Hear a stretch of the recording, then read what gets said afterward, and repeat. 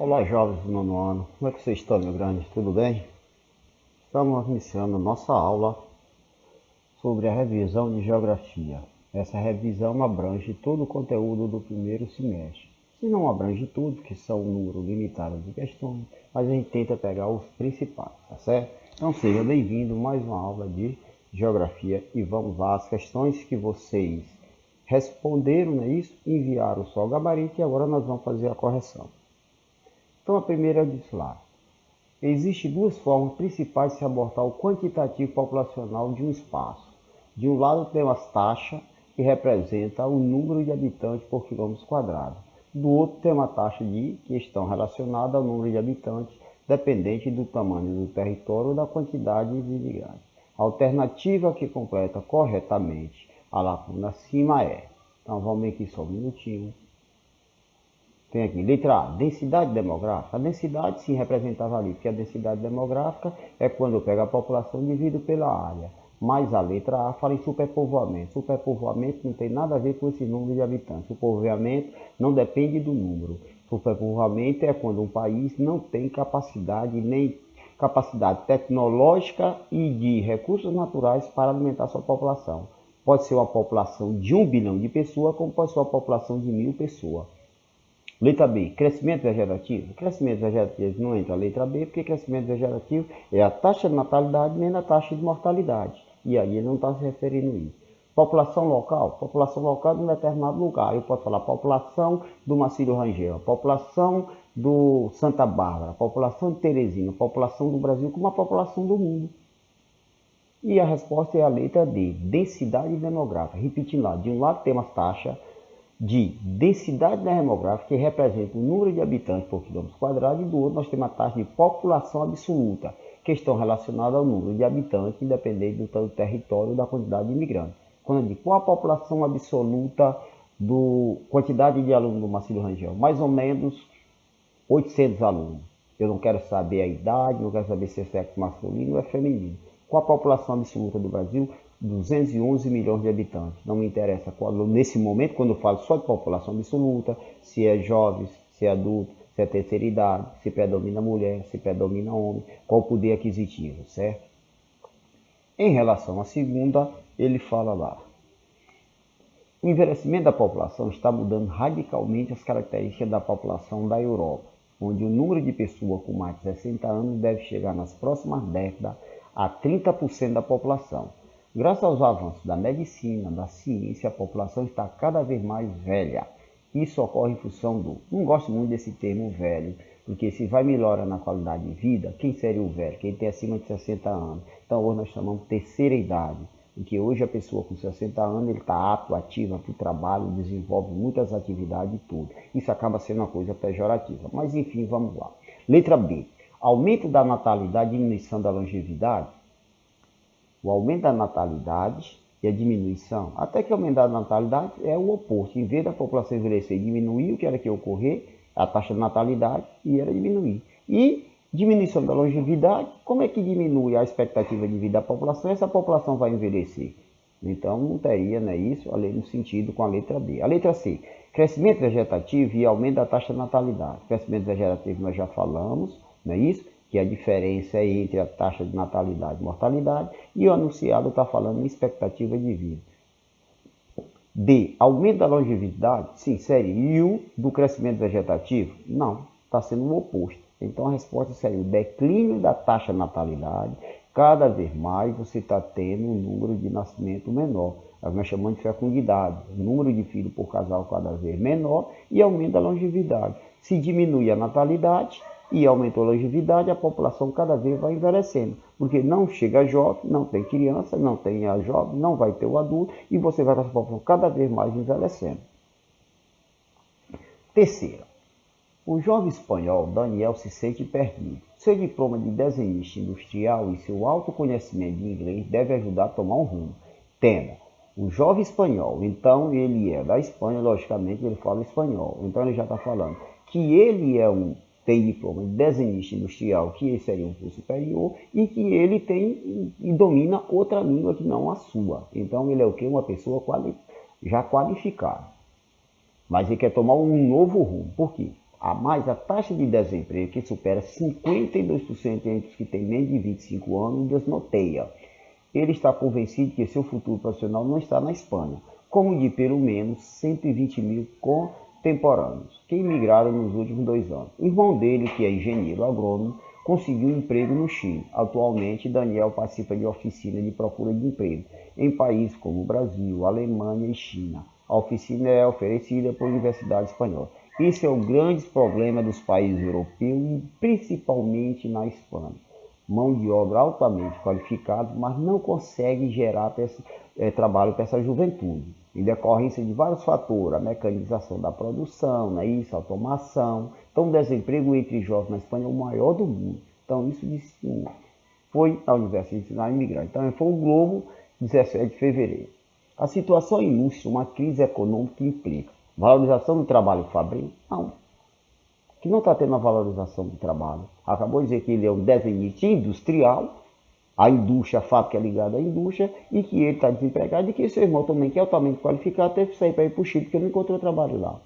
A expansão de recursos tecnológicos, até que a expansão dos recursos tecnológicos poderia diminuir, mas ela não implica em todo o fator. Letra D, diversificação do mercado produtivo, pelo contrário, ele está se reduzindo. O que nós estamos vendo aí é o que? A exportação de mão de obra qualificada, o que alguns teóricos estudiosos chamam de fuga de cérebro.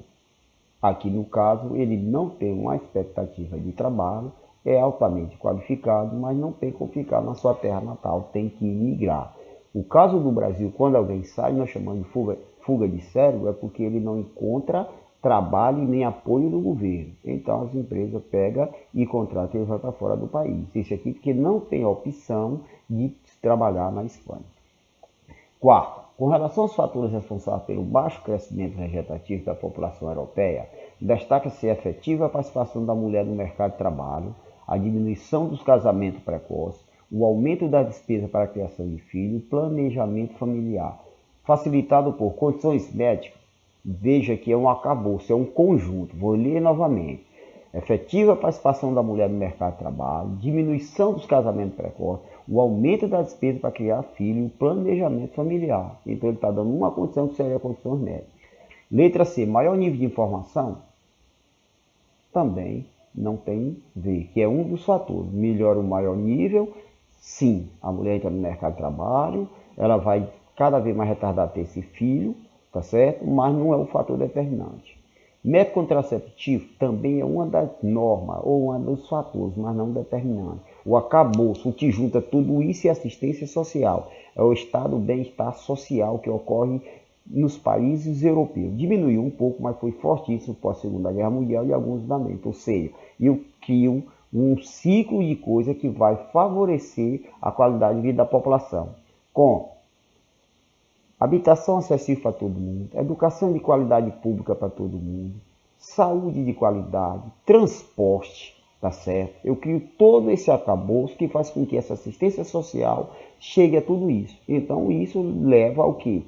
São os fatores responsáveis pelo baixo crescimento vegetativo, porque a mulher tem acesso a estudo, que às vezes os pais não tinham, ela tem acesso a trabalho, ela tem uma participação maior no planejamento planejamento familiar. Ela decide juntamente com o seu parceiro, com o seu esposo, quantos filhos vão ter, quando vai ter esse filho, se nós vamos prorrogar, se nós vamos esperar e quando é que vai ter isso. Então o que isso leva? Cada vez mais o número de natalidades vai diminuindo, que é o crescimento vegetativo, a diferença da natalidade para a mortalidade, e a população vai envelhecendo. Quinto, sobre a origem da União Europeia, assinale a alternativa incorreta. O primeiro nome do bloco econômico que mais tarde viria a se chamar União Europeia foi o Benelux, resultado da união entre Bélgica, Holanda e Luxemburgo. Verdadeiro, Benelux é exatamente as siglas de Bélgica, Holanda e Luxemburgo. Foi em 48, pós Segunda Guerra Mundial, que esses três países se juntaram para tentar melhorar a economia que estava toda fragmentada em decorrência da Segunda Guerra Mundial. O Tratado de Maastricht, assinado em 1991, foi responsável pela criação da União Europeia e substituiu o mercado comum europeu. Verdadeiro. Tratado de Maastricht, Maastricht é a cidade que está na Holanda. Em 91 os países se reuniram e efetivaram para melhorar isso aí. Então deixou de ser o mercado comum para se tornar União Europeia. Letra D. A SECA, Comunidade Econômica do Carvão e do Aço, surgiu após o sucesso da criação do Benelux e tinha o objetivo de estabelecer um mercado comum no campo da siderúrgica entre 6 países membros, sim. Comunidade dos Estados Independentes quer dizer isso, Comunidade Econômica do Carvão e do Aço, ela surge em 52, junta com a CEFTA de 48 para poder melhorar. Então a única que condiz com a União Europeia é a letra C. O mercado comum europeu foi criado pelo Tratado de Londres de 1988. Nunca houve esse Tratado de Londres de 1980. Para substituir a CEI, Comunidade dos Estados Europeus, não. Então essa é a questão que não condiz com a realidade, é a única que não é correta. Sexta, assinale abaixo qual país compõe a União Europeia e não adota o euro como moeda oficial. França adota um dos principais parceiros. A Alemanha também, a Grécia, e o único é a Inglaterra. A Inglaterra, ela não entrou logo na SECA, não é isso?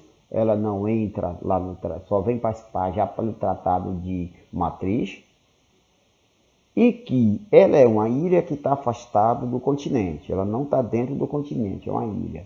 E ela entrou na União Europeia, mas nunca adotou o euro, ela continuava com a sua libra esterlina, que é sua moeda, e sempre ela teve um pé atrás, digamos assim, em relação a isso. Tanto é que há 2, 3 anos atrás eles fizeram o Brexit. Brexit foi uma consulta popular com a população da Inglaterra, feita pelo seu governo, para a população decidir se continuava na União Europeia ou saía.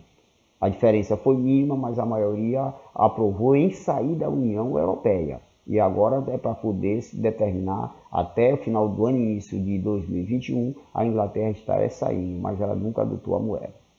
Letra D, letra correta é a letra B, de bola. Sétima, assinale com a alternativa abaixo não representa as características da União Europeia. Então vamos lá. Livre circulação de pessoas, bem e mercadoria.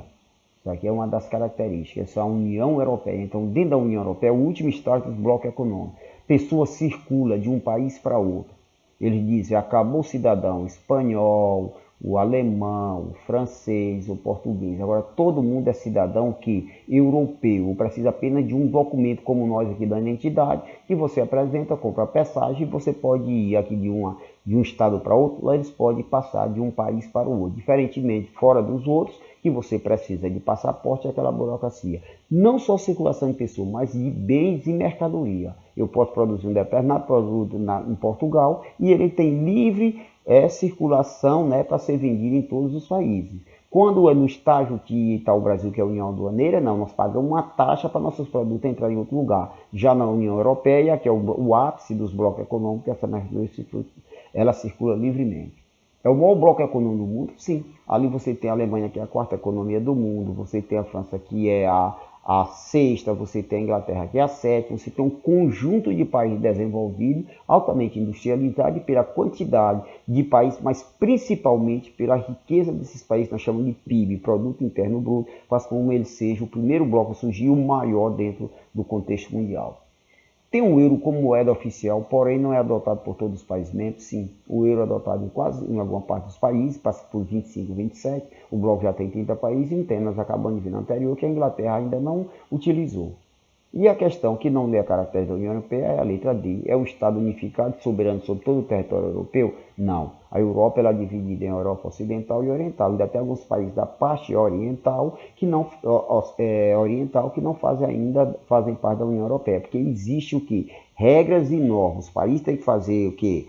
Como a gente chama, o dever de casa, ajustar suas economias, entrar dentro disso daí. Mas os seus países, de certa forma, ainda conseguem ter a sua soberania. Em que aspecto? Político. Apesar da União Europeia já ter um bloco bem conciso, mas cada país tem um tipo de governo. Você pega a Inglaterra, que ainda não saiu lá, você ainda tem a rainha, em alguns lugares presidencialismo, no outro parlamentarismo, então ainda tem certa autonomia. Certo? Essas aqui eram as questões que a gente tinha que responder. Espero que vocês tenham acertado todas. Se não, refaça novamente para tirar qualquer dúvida, que é só sobre a União Europeia. Mas no geral tudo bem e até a próxima aula.